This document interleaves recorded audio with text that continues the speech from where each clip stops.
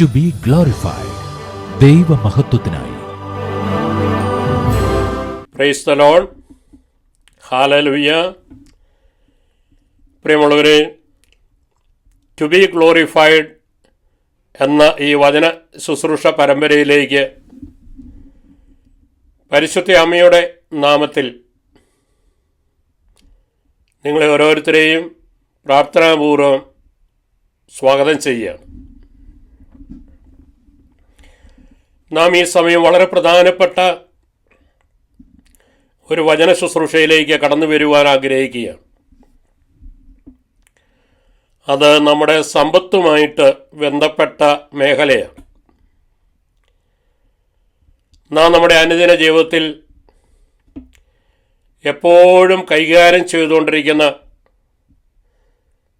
നമ്മുടെ ജീവിതത്തിൻ്റെ അത്യന്താഭിഷേകമായ വളരെ പ്രധാനപ്പെട്ട ഒരു മേഖലയാണ് സമ്പത്തിൻ്റെ മേഖല. നമ്മുടെ അധ്വാനത്തിൻ്റെ എല്ലാം ലക്ഷ്യം, നമ്മുടെ ജീവിതത്തിൻ്റെ എല്ലാം ലക്ഷ്യം ഒരുപക്ഷെ സമ്പത്തിനെ കൊണ്ടാണ് നാം മുമ്പോട്ട് കൊണ്ടുപോയിക്കൊണ്ടിരിക്കുക. ഓരോ പ്രഭാതവും ഉണരുമ്പോഴും ആ പകലിൻ്റെ യാമങ്ങളിലും രാത്രിയുടെ യാമങ്ങളിൽ പോലും സമ്പത്തിനെ തേടിയുള്ള, ആ സമ്പത്തിനെ സ്വന്തമാക്കുവാനുള്ള വിവിധ വഴികളിലൂടെ നമ്മുടെ യാത്ര തുടരുകയാണ്. വിവിധങ്ങളായ അധ്വാനങ്ങളിലൂടെ, വിവിധങ്ങളായ ജോലികളിലൂടെ, വിവിധങ്ങളായ ബിസിനസ്സുകളിലൂടെ നാം വിവിധ തരത്തിൽ നമ്മുടെ ജീവിതത്തിന് ആവശ്യമായതും അതിനപ്പുറമായതും സമ്പത്തിലൂടെ നാം നേടുന്നു. ആ സമ്പത്തിനെ ക്രമീകരിച്ചാണ് നമ്മുടെ ജീവിതം പിന്നീട് പണിതുയർത്തപ്പെടുക. പ്രിയമുള്ളവരെ, സമ്പത്ത് നാം വളരെ വിവേകത്തോടെ, വളരെ ജ്ഞാനത്തോടെ കൈകാര്യം ചെയ്യേണ്ട മേഖലയാണ്. തിരുവചനങ്ങളിലേക്ക് നമ്മൾ കടന്നു വരുമ്പോൾ അനേകം സത്യങ്ങൾ സമ്പത്തുമായിട്ട് ബന്ധപ്പെട്ട് ദൈവത്തിൻ്റെ ആത്മാവ് നമുക്ക് വെളിപ്പെടുത്തി തരുവാൻ ആഗ്രഹിക്കുക. പ്രിയമുള്ളവരെ,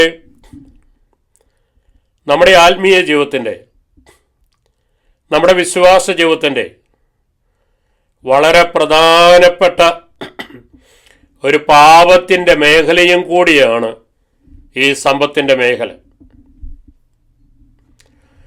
സമ്പത്ത് എങ്ങനെയാണ് നമുക്ക് പാപമായി തീരുന്നത്?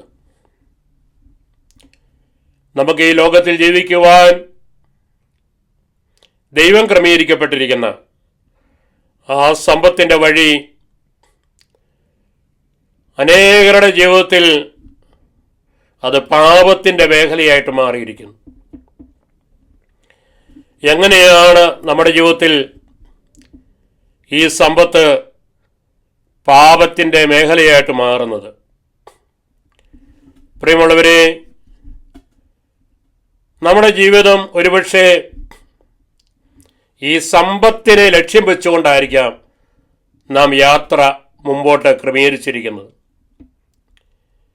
എങ്ങനെയും പണമുണ്ടാക്കണം, എങ്ങനെയും കുറെ പണം സമ്പാദിക്കണം, ആ പണത്തെ കേന്ദ്രീകരിച്ചുകൊണ്ട് ഓരോ ദിവസങ്ങളും ആരംഭിച്ച്, ഓരോ വർഷങ്ങൾ ക്രമീകരിച്ച്, ആയുസ്സിനെ ക്രമീകരിച്ച്, അവസാനം നാം സമ്പത്തെന്നുള്ള വിഗ്രഹത്തിൻ്റെ അടിമയായി തീർന്ന് ഈ ലോകത്തിൽ നിന്ന് വിട പറഞ്ഞു പോകുന്ന പരിതാപകരമായ അവസ്ഥ ഇന്ന് നമുക്ക് ചുറ്റുപാടും നോക്കുമ്പോൾ കണ്ടെത്തുവാനായിട്ട് സാധിക്കും. പ്രിയമുള്ളവരെ, ഈ സമ്പത്തിൽ നിന്ന് അനേകരെ വിശ്വാസത്തിൽ നിന്ന് വഴിതെറ്റിക്കുന്ന വളരെ പ്രധാനപ്പെട്ട ഒരു പാപത്തിൻ്റെ മേഖലയാണ്. അനേകരെ വിശ്വാസത്തിൽ നിന്ന് പിന്തിരിപ്പിക്കുന്ന വളരെ പ്രധാനപ്പെട്ട ഒരു മേഖലയാണ്. ഈ സമ്പത്തിൻ്റെ മേഖല മൂലം അനേക വ്യക്തിബന്ധങ്ങൾ, പരിപാവനമായ അനേകം രക്തബന്ധങ്ങൾ പോലും നമ്മുടെ ചുറ്റുപാടും നമ്മുടെ ജീവിതത്തിലും തകരുന്നതും തകർന്നു പോകുന്നതും നമുക്ക് കണ്ടെത്തുവാനായിട്ട് സാധിക്കും. നമ്മുടെ ജീവിതത്തിലെ യഥാർത്ഥമായ ലക്ഷ്യബോധം നഷ്ടപ്പെടുത്തുന്ന ഒരു പൈശാചിക ബന്ധനമായിട്ട് പോലും സമ്പത്ത് മാറാറുണ്ട്. ഞാനും നിങ്ങളും ഈ ലോകത്തിൽ ജീവിക്കുമ്പോൾ നമ്മുടെ ജീവിതത്തിന് ആവശ്യമായ ഭൗതിക സമ്പത്ത് നമുക്ക് ആവശ്യമാണ്. അത് പ്രൊവൈഡ് ചെയ്യുവാനായിട്ടാണ് ദൈവം നമ്മുടെ ജീവിതത്തിലേക്ക് അനുഗ്രഹമായി ഇറങ്ങി വരുന്നത്. എന്നാൽ നമ്മുടെ ലക്ഷ്യങ്ങളെ മാറുമ്പോൾ, സമ്പത്തെന്ന് പറഞ്ഞ ലക്ഷ്യത്തെ മുൻകൂട്ടി കണ്ട് നമ്മുടെ ജീവിതത്തെ നമ്മൾ ക്രമീകരിക്കുമ്പോൾ അത് നമ്മുടെ ജീവിതത്തിൽ ഒരു പൈശാചിക ബന്ധനമായിട്ട് മാറുകയാണ്. പ്രിയമുള്ളവരെ, 1 തിമോത്തി അധ്യായം 6 മുതൽ 10 വരെയുള്ള തിരുവചനങ്ങൾ ഇപ്രകാരം വെളിപ്പെടുത്തി തരികയാണ്. ഉള്ളതുകൊണ്ട് തൃപ്തിപ്പെടുന്നവന് ദൈവഭക്തി വലിയൊരു നേട്ടമാണ്.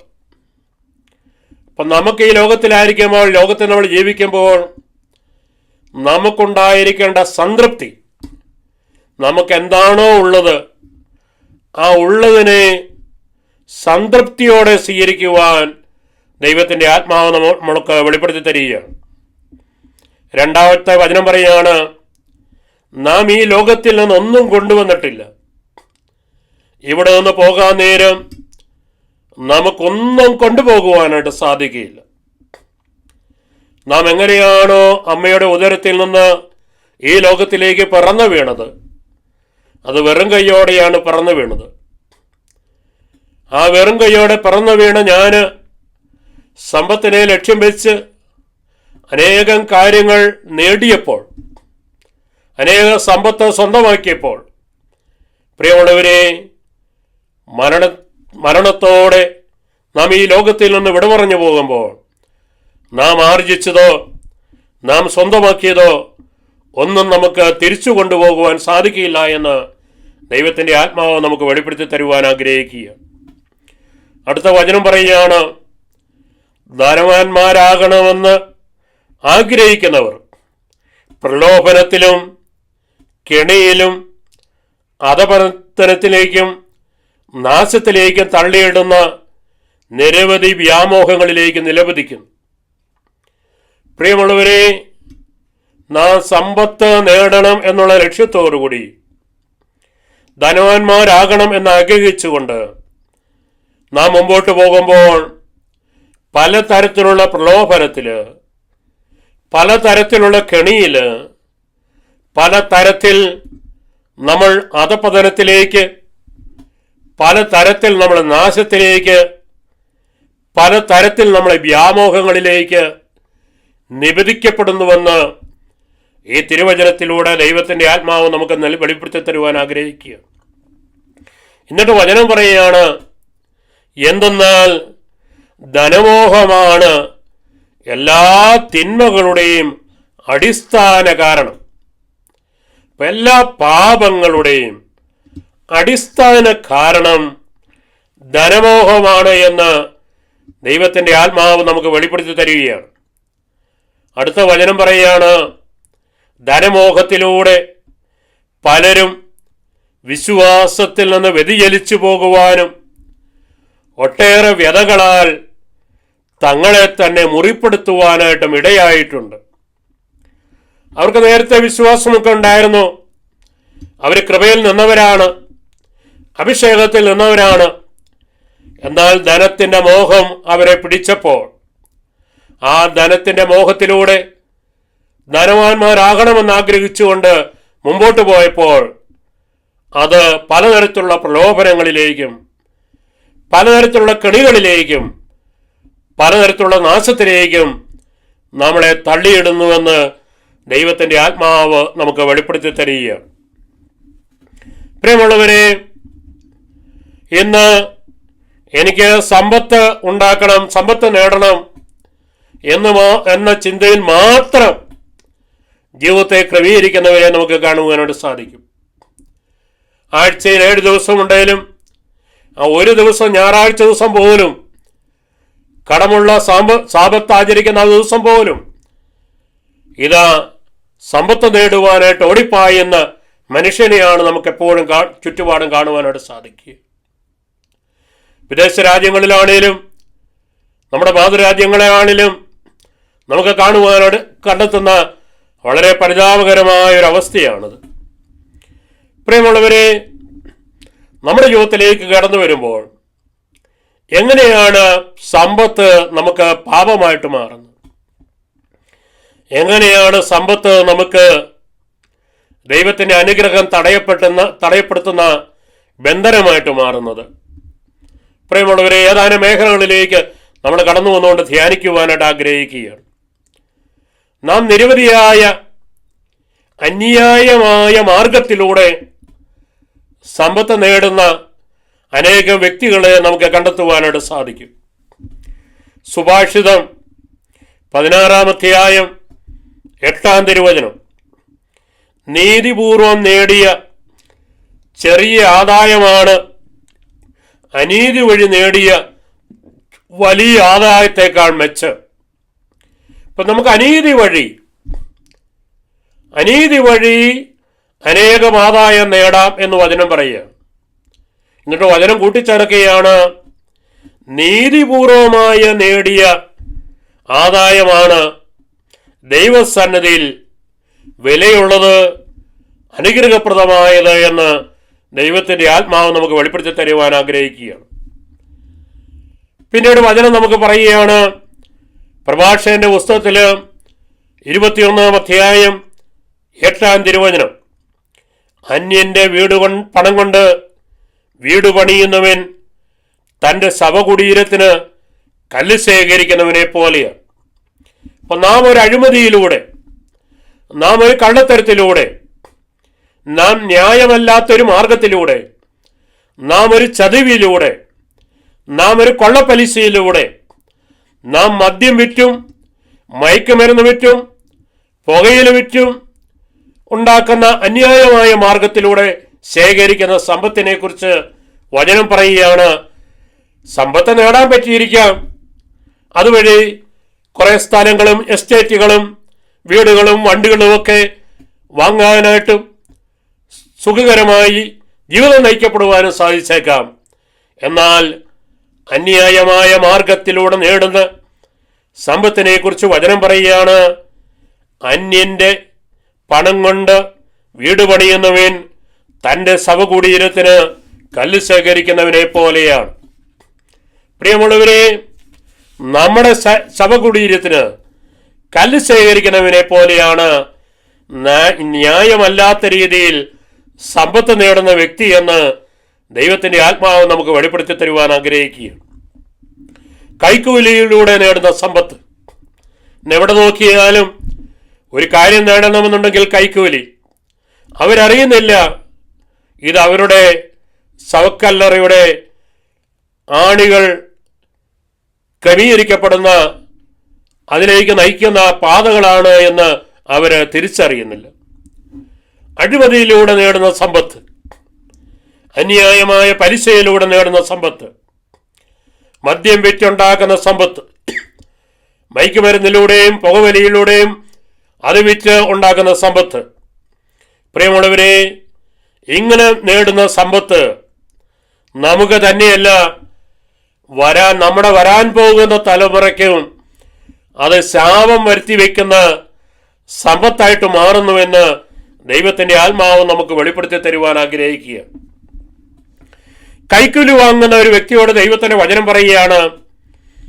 പുറപ്പാടിൻ്റെ പുസ്തകം 23-ാം അധ്യായം 8-ാം തിരുവചനം, കൈക്കൂലി വാങ്ങരുത്, അത് വിജ്ഞനെ അന്ധനാക്കുകയും നീതിമാനെ കള്ളം പറയാൻ പ്രേരിപ്പിക്കുകയും ചെയ്യും.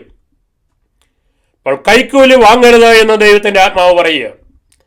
ഒരുപക്ഷെ അതുവഴി ലക്ഷങ്ങളും കോടികളും നമുക്കുണ്ടാക്കുവാനായിട്ട് സാധിക്കാം. ഒരുപക്ഷെ ഈ സമ്പത്ത് കൊണ്ട് നിരവധിയായ സ്ഥലങ്ങളും എസ്റ്റേറ്റുകളും വീടുകളും കാറുകളും ഒക്കെ നമുക്ക് വാങ്ങുവാനായിട്ട് സാധിച്ചേക്കാം. പ്രിയമുള്ളവരെ, എന്നാൽ ഈ സമ്പത്ത് ഏതെങ്കിലും രീതിയിൽ കറപുരണ്ടതാണെങ്കിൽ, അഴിമതി നിറഞ്ഞതാണെങ്കിൽ, അത് എനിക്ക് തന്നെയല്ല വരാൻ പോകുന്ന തലമുറയ്ക്കും അത് ശാപം കൊണ്ടുവരുമെന്ന് ദൈവത്തിൻ്റെ ആത്മാവ് നമുക്ക് വെളിപ്പെടുത്തി തരുവാൻ ആഗ്രഹിക്കുക. യെശയ്യാ പ്രവാചകന്റെ പുസ്തകത്തിൽ 5-ാം അധ്യായം 23 മുതൽ 24 വരെ തിരുവചനങ്ങൾ. കൈക്കൂലി വാങ്ങുന്ന കുറ്റവാളിയെ മോചിപ്പിക്കുകയും നിരപരാധകർക്ക് നീതി നിഷേധിക്കുകയും ചെയ്യുന്നവർക്ക് ദുരിതം. തീനാളത്തിൽ വൈക്കോൽ തുരുമ്പ് പോലെ, അഗ്നിജ്വാലയിൽ ഉണക്കപ്പുല്ലുപോലെ അവരുടെ വേര് ജീർണിക്കും. കാരണം അവർ കർത്താവിൻ്റെ പരിശുദ്ധമായ വചനത്തെ നിന്ദിച്ചു. എങ്ങനെയാണ് അവർ കർത്താവിൻ്റെ വചനത്തെ, പരിശുദ്ധമായ വചനത്തെ നിന്ദിച്ചത്? അവർ കൈക്കൂലിയിലൂടെ, അഴിമതിയിലൂടെ നേടിയ സമ്പത്ത് മൂലമാണ് എന്ന് വചനം പറയുക. അങ്ങനെ ആ സമ്പത്ത് നേടിക്കഴിഞ്ഞാൽ തീനാളത്തിൽ വൈക്കോൽ തുരുമ്പ് പോലെ, തീനാളത്തിൽ വൈക്കോൽ തുരുമ്പ് പോലെ, അഗ്നിജ്വാലയിൽ ഉണക്കപ്പുല്ല് പോലെ അവരുടെ വേര് ജീർണിച്ചു പോകും. ഈ തലമുറയും വരാതിരിക്കുന്ന തലമുറയും അന്യായമായ മാർഗത്തിലൂടെ നേടിയ സമ്പത്തിന്റെ പേരിൽ ജീർണിക്കപ്പെട്ടു പോകുമെന്ന് തിരുവചനത്തിലൂടെ ദൈവത്തിന്റെ പരിശുദ്ധാത്മാവ് നമുക്ക് വെളിപ്പെടുത്തി തരുവാൻ ആഗ്രഹിക്കുക. പ്രിയമുള്ളവരെ, സങ്കീർത്തനം 26-ാം അധ്യായം 10-ാം തിരുവചനപ്രകാരം വെളിപ്പെടുത്തി തരികയാണ്. അവരുടെ കൈകളിൽ കുതന്ത്രമാണ്, അവരുടെ വലത് കൈ കോഴ കൊണ്ട് നിറഞ്ഞിരിക്കുന്നു. അവരുടെ കൈകളിൽ കുതന്ത്രമാണ്. ഏതെല്ലാം കുതന്ത്രങ്ങളിലൂടെയാണ് നാം പണം സ്വന്തമാക്കുക, നാം പണം നേടുക? അവരുടെ വലത് കൈ കോഴ കൊണ്ട് നിറഞ്ഞിരിക്കുന്നു. പുറപ്പാടിന്റെ പുസ്തകത്തില് 18-ാം അധ്യായം 21-ാം തിരുവചനം പറയുകയാണ്, കഴിവും ദൈവഭയമുള്ളവരും സത്യസന്ധരും കൈക്കൂലി വെറുക്കുന്നവരുമായ ആളുകളെ ജനത്തിൽ നിന്ന് തെരഞ്ഞെടുത്ത് അധിപന്മാരായി നിയമിക്കുക. ഇപ്പൊ ദൈവം ഒരു കുടുംബത്തിൻ്റെ, ഒരു സമൂഹത്തിൻ്റെ, ഒരു രാജ്യത്തിൻ്റെ, നാം അധിവസിക്കുന്ന ഇടവകയുടെ നേതൃത്വ സ്ഥാനങ്ങളിലേക്ക് കടന്നു വരുന്ന വ്യക്തികൾ ആരായിത്തീരണം, ഏത് ക്വാളിറ്റി ഉള്ളവരായിട്ട് മാറണമെന്ന് വചനം പറയുകയാണ്. അവർ അഴിമതിയിലൂടെ സമ്പത്ത് നേടാത്തവരായിരിക്കണം. അവരന്യായമായ മാർഗത്തിലൂടെ സമ്പത്ത് നേടാത്തവരായിരിക്കണം. അവർ കൈക്കൂലിയിലൂടെ സമ്പത്ത് നേടാത്തവരായിരിക്കണം. അങ്ങനെയുള്ളവരാണ് നേതൃത്വത്തിലേക്ക് കടന്നു വരേണ്ടത്, തിരഞ്ഞെടുക്കപ്പെടേണ്ടത് എന്ന് തിരുവചനത്തിലൂടെ ദൈവത്തിന്റെ ആത്മാവ് നമുക്ക് വെളിപ്പെടുത്തി തരുവാൻ ആഗ്രഹിക്കുക. പ്രിയമുള്ളവരെ, ഞാൻ പറഞ്ഞു, അന്യായമായ മാർഗത്തിലൂടെ നേടുന്ന സമ്പത്തിന് ഉത്തിരിപ്പ് കടമുണ്ട്. അത് നമ്മൾ വീട്ടിയേ മതിയാവുകയുള്ളൂ. സുഭാഷിതത്തിന്റെ പുസ്തകത്തിലേക്ക് നമ്മൾ കടന്നു വരുമ്പോൾ 15-ാം അധ്യായം 27-ാം തിരുവചനപ്രകാരം വെളിപ്പെടുത്തി തരികയാണ്, നീതിരഹിതമായ നേട്ടം ആഗ്രഹിക്കുന്നവൻ സ്വന്തം കുടുംബത്തെ ദ്രോഹിക്കുന്നു. കൈക്കൂലി വെറുക്കുന്നവൻ ഏറെ നാൾ ജീവിക്കും. ഇഹലോകത്തിലും പരലോകത്തിലും നിത്യജീവന്റെ പൂർണ്ണതയിലേക്ക് ഒരു വ്യക്തിക്ക് കടന്നു വരുവാൻ സാധിക്കുന്നത് അവൻ അന്യായമായ മാർഗത്തിലൂടെ നേടാത്ത സമ്പത്തിന്റെ ഉടമയായി ഈ ലോകത്തിൽ ജീവിക്കുമ്പോഴാണ് എന്ന് ദൈവത്തിന്റെ ആത്മാവ് നമുക്ക് വെളിപ്പെടുത്തി തരുവാൻ ആഗ്രഹിക്കുകയാണ്. പ്രിയമുള്ളവരെ, തുടർന്ന് നമ്മൾ 10-12 കാര്യങ്ങൾ എങ്ങനെയാണ് നമ്മുടെ ജീവിതത്തിലെ സമ്പത്ത് നമുക്കൊരു ബന്ധനമായിട്ട് മാറുന്നത്, ഒരു പൈശാചികമായ ബന്ധനമായിട്ട് നമുക്ക് എങ്ങനെയാണ് മാറുന്നത് സമ്പത്ത്, അതിനെക്കുറിച്ച് ആഴത്തിൽ ദൈവസന്നിധിയിൽ നമ്മൾ ധ്യാനിക്കുവാനായിട്ട് ആഗ്രഹിക്കുക. 10 കാര്യങ്ങൾ നമ്മൾ കർത്താവിന്റെ സന്നിധിയിൽ ധ്യാനിക്കുകയാണ്. എന്തുകൊണ്ടാണ് സമ്പത്ത് നമുക്ക് ഒരു പൈശാചിക ബന്ധനമായിട്ട് മാറുന്നത്. പ്രിയമുള്ളവരെ, ഒന്നാമതായി ആഡംബര ജീവിതം. യാക്കോബിന്റെ ലേഖനം അധ്യായം 1 വചനം 4-5. ധനവാന്മാരെ, നിങ്ങൾക്ക് സംഭവിക്കാനിരിക്കുന്ന ദുരിതങ്ങളെ ഓർത്ത് ഉച്ചത്തിൽ നിലവിളിക്കുവിൻ.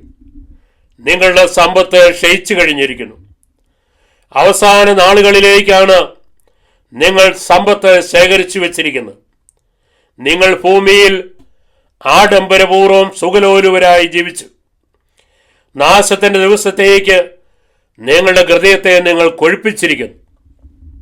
പ്രിയമുള്ളവരെ, ഈ അന്യായമായ മാർഗത്തിലൂടെ അല്ലെങ്കിൽ ന്യായമായ മാർഗത്തിലൂടെ നേടിയ സമ്പത്ത്, ആ സമ്പത്ത് ഇതെൻ്റെ സമ്പത്താണ്, ഇതെൻ്റെ കുടുംബത്തിൻ്റെ സമ്പത്താണ്, ഇത് ഞങ്ങളുടെ സമ്പത്താണ്, എൻ്റെ അധ്വാനത്തിൻ്റെ ഫലമാണ്.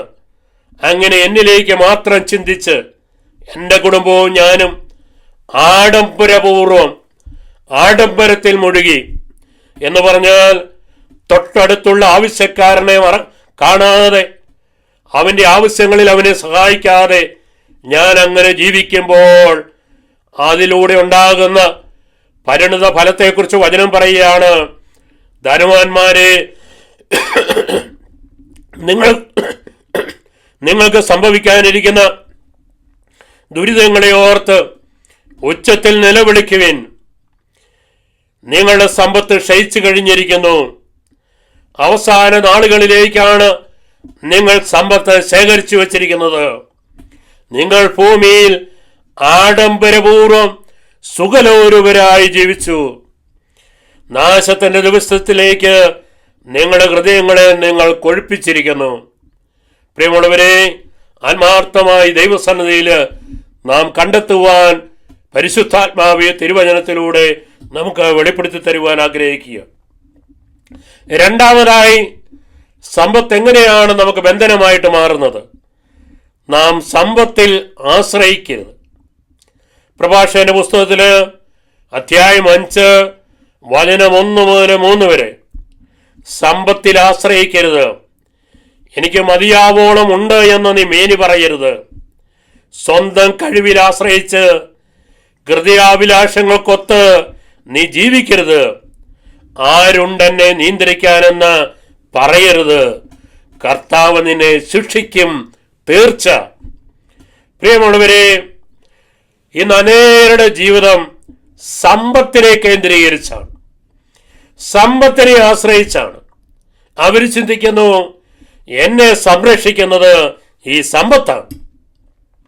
അതുകൊണ്ടാണ് അവർ സമ്പത്തിനെ ആശ്രയിച്ച് ജീവിക്കുന്നത്, സമ്പത്തിനെ കേന്ദ്രീകരിച്ച് ജീവിക്കുന്നത്.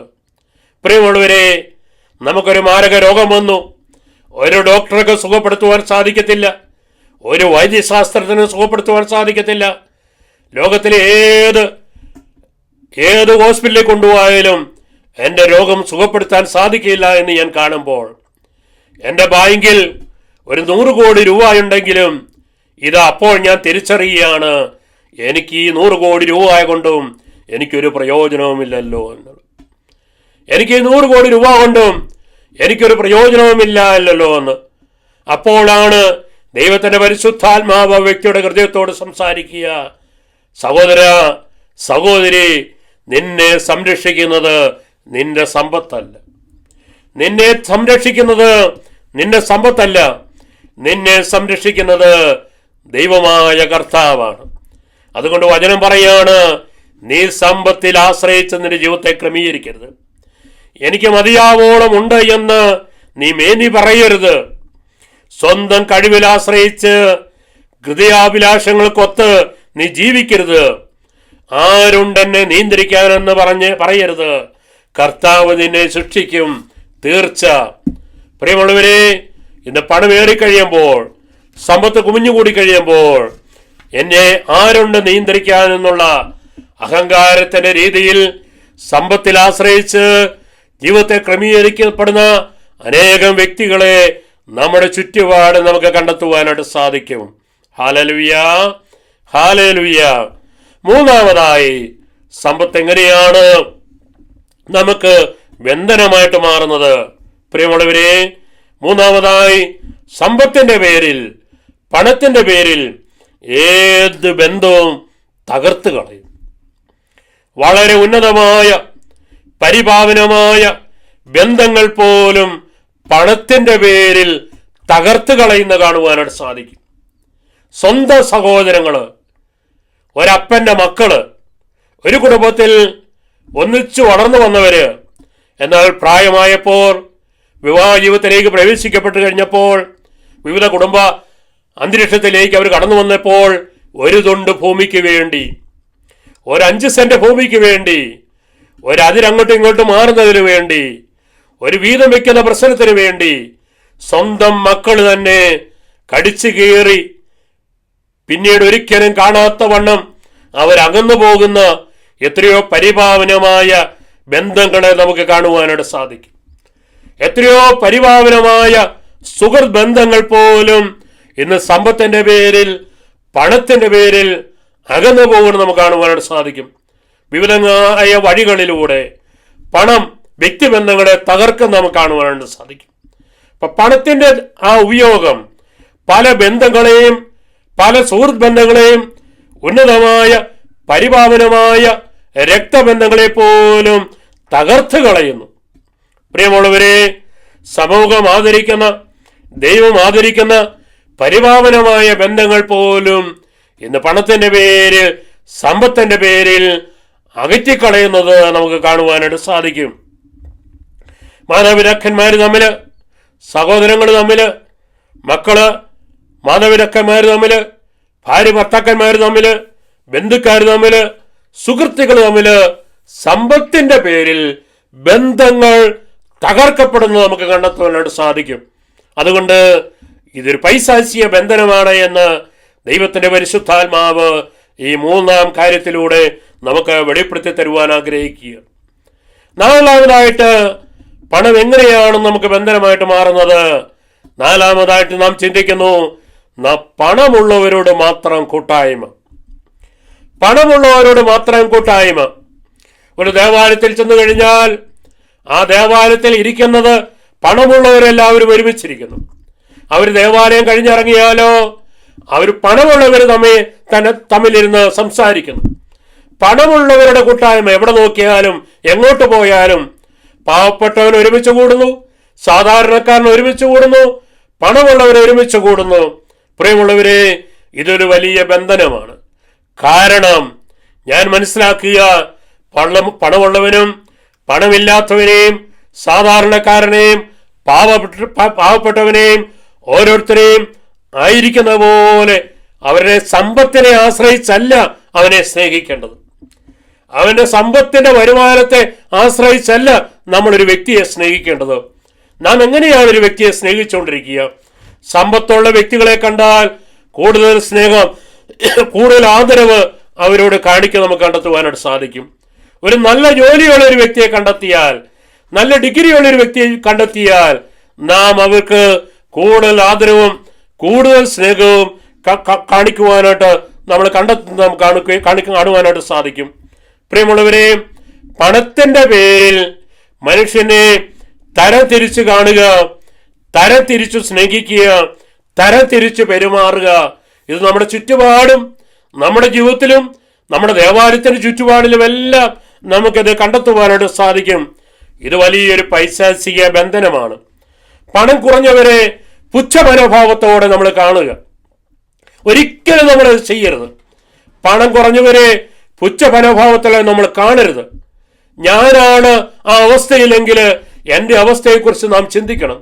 ഒരു തൊഴിലാളി, ആ തൊഴിലാളിയെ, ഒരു പാവപ്പെട്ടവനെ നാം കരുണയോടെ കാണേണ്ടവരാണ്.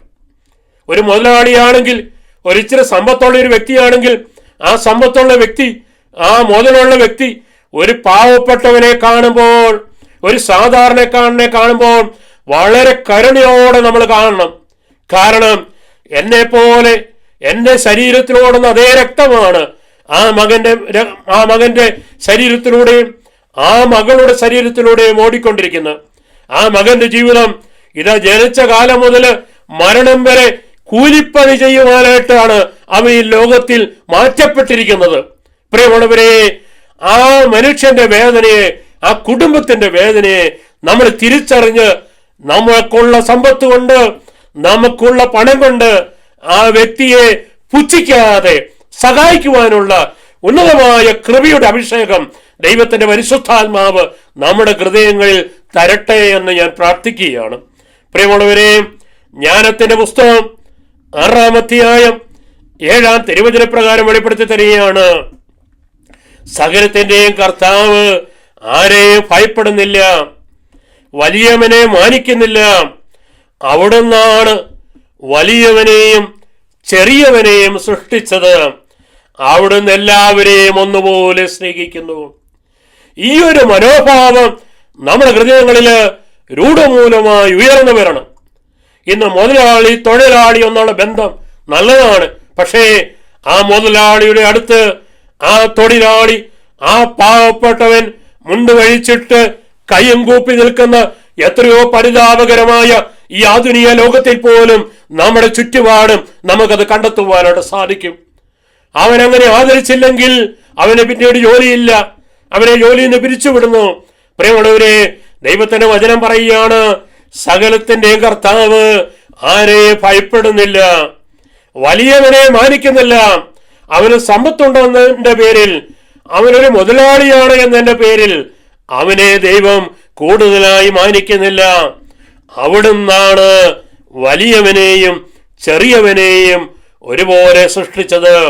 അവിടുന്ന് എല്ലാവരെയും ഒന്നുപോലെ ഒരുപോലെ സ്നേഹിക്കുന്നു.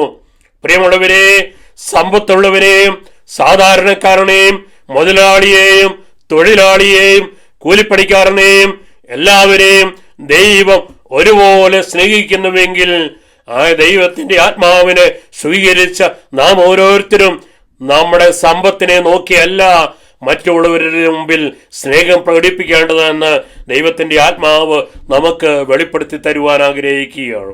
Hallelujah, hallelujah.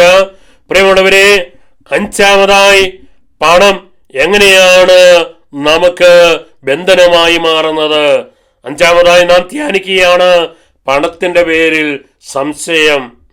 പണത്തിന്റെ പേരിൽ സംശയം ഉണർന്ന് അത് പരിപാവനമായ അനേകം ബന്ധങ്ങളെ തകർത്തുകളെ നമുക്ക് കാണുവാനായിട്ട് സാധിക്കും.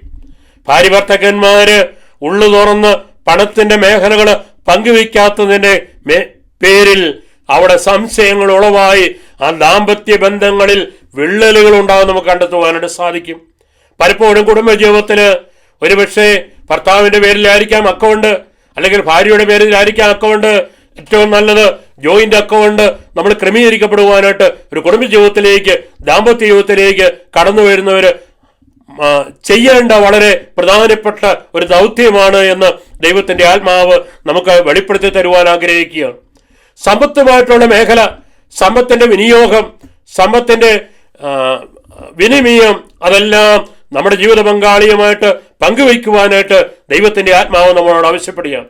അപ്പൊ പണത്തിന്റെ പേരിൽ യാതൊരു രീതിയിലുമുള്ള സംശയത്തിന് ഇടവരാത്ത രീതിയിൽ പണം നമ്മള് നേരായ വഴിക്ക്, നേർവഴിക്ക് കൈകാര്യം ചെയ്യുന്നവരായി മാറുമ്പോൾ ഒരിക്കലും അവിടെ വ്യക്തിബന്ധങ്ങൾ മാറുന്നില്ല എന്ന് ദൈവത്തിന്റെ ആത്മാവ് നമുക്ക് വെളിപ്പെടുത്തി തരുവാൻ ആഗ്രഹിക്കുക. പ്രിയമുള്ളവരെ, 6-ാമതായി പണം എങ്ങനെയാണ് നമുക്ക് ബന്ധനമായിട്ട് മാറുന്നത്? 6-ാമതായി നാം ധ്യാനിക്കുന്നു പണത്തെ കേന്ദ്രമാക്കിയുള്ള പ്രാർത്ഥന. പ്രാർത്ഥന മുഴുവൻ സമ്പത്തെ കേന്ദ്രീകരിച്ചായിരിക്കും. പ്രാർത്ഥനയുടെ 3/4 ഭാഗം മുഴുവൻ സമ്പത്തിനെ കേന്ദ്രീകരിച്ചായിരിക്കും. എത്ര മണിക്കൂർ വേണമെങ്കിലും കൈകൾ വിരിച്ചു പിടിച്ച് പ്രാർത്ഥിക്കും. എന്തിനാണ്?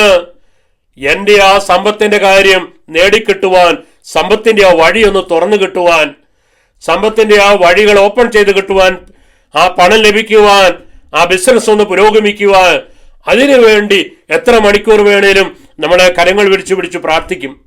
ഇവർക്കൊരിക്കലും ഒരു ആത്മീയ അനുഗ്രഹങ്ങൾക്ക് വേണ്ടി ഇവർ പ്രാർത്ഥിക്കാറില്ലായിരിക്കും. ഒരു ആത്മീയ അനുഗ്രഹങ്ങൾ സ്വന്തമാക്കാൻ വേണ്ടി ഇവർ ദൈവസന്നിധിയിൽ സമയം ചെലവഴിച്ച് പ്രാർത്ഥിക്കാത്തവരായിരിക്കാം. ഇവരുടെ സമയത്തിന്റെ 3/4 ഭാഗവും പണം ഉണ്ടാക്കാൻ വേണ്ടിയുള്ള നെട്ടോട്ടമാണ്. തമ്പുരാന്റെ മുമ്പിൽ സമയം ചെലവാക്കാനായിട്ട് സമയമില്ല, പണത്തിന് വേണ്ടിയുള്ള ജീവിതം. പ്രിയമുള്ളവരെ, പിന്നീട് ഈ പണം പോയാലോ പിന്നെ പോയ പണത്തെ ഓർത്ത് ദുഃഖിച്ചുകൊണ്ടിരിക്കും. പോയ പണത്തെ ഓർത്ത് ദുഃഖിച്ചുകൊണ്ടിരിക്കുക എന്ന് പറയുമ്പോൾ അതെനിക്കൊരു പൈശാചിക ബന്ധനമായിട്ട് മാറി എന്നാണ് ദൈവത്തിന്റെ ആത്മാവ് എനിക്ക് വെളിപ്പെടുത്തി തരുവാൻ ആഗ്രഹിക്കുക. ഞാൻ പിന്നീട് ഞാൻ എൻ്റെ സംസാരം മുഴുവൻ പോയ പണത്തെക്കുറിച്ചാണ്. ആ സമ്പത്ത് നഷ്ടപ്പെട്ടു പോയല്ലോ, ആ പണം നഷ്ടപ്പെട്ടു പോയല്ലോ, ആ സമ്പത്ത് നഷ്ടപ്പെട്ടു പോയല്ലോ. അങ്ങനെ നഷ്ടപ്പെട്ടു പോയ സമ്പത്തിനെ ഓർത്ത് വേദനിച്ച് കഴിയുന്ന അനേകം വ്യക്തികളെ നമ്മുടെ ചുറ്റുപാട് നമുക്ക് കണ്ടെത്തുവാനായിട്ട് സാധിക്കും. കാരണം എന്തുകൊണ്ടാണ്? സമ്പത്ത് എന്ന് പറഞ്ഞ നിക്ഷേപമായിരുന്നു എൻ്റെ ഹൃദയത്തിൽ ഒന്നാം സ്ഥാനം. തമ്പുരാനല്ലായിരുന്നു എൻ്റെ ഹൃദയത്തിൽ ഒന്നാം സ്ഥാനം. കാരണം സമ്പത്തെന്ന ഒന്നാം സ്ഥാനം ഹൃദയത്തിൽ നിന്ന് മാറ്റം ചെയ്യപ്പെട്ടപ്പോൾ ഹൃദയം മുഴുവൻ വേദനിക്കുന്ന അവസ്ഥയിലേക്ക് കടന്നുപോയി. അതുകൊണ്ടാണ് മത്തായിയുടെ സുവിശേഷത്തില് അധ്യായം 6 വചനം 21 ഇപ്രകാരം വെളിപ്പെടുത്തി തരിക: നിങ്ങളുടെ നിക്ഷേപം എവിടെയോ അവിടെയായിരിക്കും നിങ്ങളുടെ ഹൃദയവും. നിങ്ങളുടെ നിക്ഷേപം എവിടെയാണോ അവിടെയായിരിക്കും നിങ്ങളുടെ ഹൃദയവും. ഇപ്പൊ എന്റെ ഹൃദയം സമ്പത്തിലാണ് ഞാൻ കേന്ദ്രീകരിച്ചതെങ്കിൽ ആ സമ്പത്തിനെ കേന്ദ്രമാക്കിയായിരിക്കും എന്റെ പ്രാർത്ഥന. ആ സമ്പത്ത് നേടാൻ വേണ്ടിയായിരിക്കും എന്റെ പ്രാർത്ഥന മുഴുവൻ. എന്റെ സമയത്തിന്റെ 3/4 ഭാഗവും ചെലവഴിക്കുന്നത് ആ കാര്യത്തിന് വേണ്ടിയായിരിക്കും. ഇനി ആ സമ്പത്ത് നഷ്ടപ്പെട്ടു പോയാലോ ആ സമ്പത്തിനെ ഓർത്ത് വേദനിച്ച് ദുഃഖിച്ചു കഴിയുന്ന അവസ്ഥയിലേക്ക് കടന്നു പോവുകയും ചെയ്യുന്നു. പ്രിയമുള്ളവരെ, 7ാമതായി എങ്ങനെയാണ് സമ്പത്ത് നമുക്ക് ബന്ധനമായിട്ട് മാറുന്നത് എന്ന് പരിശുദ്ധാത്മാവ് നമുക്ക് വെളിപ്പെടുത്തി തരികയാണ്. നമ്മുടെ സമ്പത്ത് നന്മയ്ക്കായി ഉപയോഗിക്കാൻ പറ്റാത്ത അവസ്ഥ. സ്വയം സ്വാർത്ഥതയ്ക്ക് വേണ്ടിയും സ്വയം സുഖത്തിന് വേണ്ടിയും സ്വയം കുടുംബത്തിന്റെ സുഖത്തിന് വേണ്ടിയും എത്ര പണം വേണേലും ചെലവഴിക്കും. സ്വയം സുഖത്തിന് വേണ്ടി, ആഡംബരമായ ജീവിതത്തിന് വേണ്ടി, മദ്യപാനത്തിന് വേണ്ടി, ജടികമായ താല്പര്യത്തിന് വേണ്ടിയും സുഖത്തിന് വേണ്ടിയും പണം ചെലവഴിക്കും. നീ ഏതെങ്കിലും നല്ല കാര്യത്തിന് വേണ്ടി ഉപയോഗിച്ചാലോ അതിൻ്റെ കണക്ക് പറഞ്ഞുകൊണ്ടിരിക്കും. ഒരു വ്യക്തിയെ സഹായിച്ചു, ഒരു ദേവാലയ ശുശ്രൂഷയെ സഹായിച്ചു, ഒരു വ്യക്തിക്ക് സഹായം ചെയ്തു കൊടുത്തു, ഒരു കുടുംബത്തിന് സഹായം ചെയ്തു കൊടുത്തു, ഒരു ആത്മീയ കാര്യങ്ങൾക്ക് വേണ്ടി ദശാംശം കൊടുത്തു. പ്രിയമുള്ളവരെ, അതിൻ്റെ കണക്ക് എപ്പോഴും പറഞ്ഞുകൊണ്ടിരിക്കും. എന്നാൽ തിന്മയ്ക്ക് വേണ്ടി ഉപയോഗിച്ച പണത്തിന്റെ കണക്ക് ഒരിക്കലും നമുക്ക് പറയുകയില്ല. അതുകൊണ്ട് അത് ഒരു തിന്മയായിട്ട് മാറുന്നു, ഒരു ബന്ധനമായിട്ട് മാറുന്നുവെന്ന് ദൈവത്തിന്റെ ആത്മാവ് നമുക്ക് വെളിപ്പെടുത്തി തരുവാനായിട്ട് ആഗ്രഹിക്കുക. മറ്റുള്ളവരെ സഹായിക്കാതിരിക്കുക, നല്ല കാര്യങ്ങൾക്ക് വേണ്ടി ആ കാര്യങ്ങൾക്ക് വേണ്ടി അവരെ സഹായിക്കാതിരിക്കുക. നമ്മുടെ ചുറ്റുപാടും നോക്കിയാൽ എന്തുമാത്രം പേരാ സഹായം അറിയിക്കുന്നവരായിട്ടുള്ളത്. നമ്മളിങ്ങനെ സുഖലോലുപരായി നമുക്ക് സമ്പത്തുണ്ടെങ്കിൽ ആഡംബരത്തിൽ മതിമറന്ന് നമ്മുടെ ജീവിതത്തെ നമ്മൾ മുമ്പോട്ട് കൊണ്ടുപോകുമ്പോൾ നമ്മുടെ ചുറ്റുപാടും അധിവസിക്കുന്ന ഏതെങ്കിലും ഒരു മകനോ മകളോ ഒരു കുടുംബമോ വേദനയിലോ ദുഃഖത്തിലോ കഴിയുന്നുണ്ടെങ്കിൽ അവരെ സഹായിക്കാതിരുന്നാൽ, അർഹതപ്പെട്ടത് അവർക്ക് കൊടുക്കാതിരുന്നാൽ അത് വലിയ പാപമാണ് എന്ന് തിരുവചനത്തിലൂടെ ദൈവത്തിന്റെ ആത്മാവ് നമുക്ക് വെളിപ്പെടുത്തി തരുവാൻ ആഗ്രഹിക്കുകയാണ്. ഹെബ്രായക്കാർക്ക് എഴുതിയ ലേഖനം 13-ാം അധ്യായം 16-ാം തിരുവചനം: നന്മ ചെയ്യുന്നതിലും നിങ്ങൾക്കുള്ളവ പങ്കുവയ്ക്കുന്നതിലും ഉപേക്ഷ വരുത്തരുത്. അത്തരം ബലികൾ ദൈവസന്നിധിയിൽ പ്രീതികരമാണ്. പ്രിയമുള്ളവരെ, ഏത് ബലിയാണ് ദൈവം നമ്മളിൽ നിന്ന് സ്വീകരിക്കുക? ദൈവം നമ്മളിൽ നിന്ന് സ്വീകരിക്കുന്ന ബലി, ആ ബലി എപ്രകാരമുള്ള ബലിയാണ് എന്ന് തിരുവചനത്തിലൂടെ എബ്രായർ 13-16 ദൈവത്തിന്റെ വചനം നമുക്ക് വെളിപ്പെടുത്തി തരികയാണ്. നന്മ ചെയ്യുന്നതിലും നിങ്ങൾക്കുള്ളവ പങ്കുവയ്ക്കുന്നതിലും ഉപേക്ഷ വരുത്തരുത്. അത്തരം ബലികൾ ദൈവസന്നിധിയിൽ പ്രീതികരമാണ്.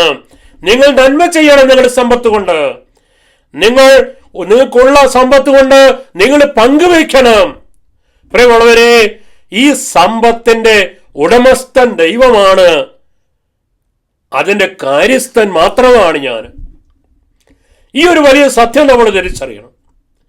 എന്റെ സമ്പത്ത് ദൈവത്തിന്റെ ദാനമാണ്. എന്റെ അധ്വാനത്തിന്റെയോ എൻ്റെ കഴിവിൻ്റെയോ എൻ്റെ ഡിഗ്രിയുടെയോ എൻ്റെ ജോലിയുടെയോ ഒന്നും ഫലമല്ല.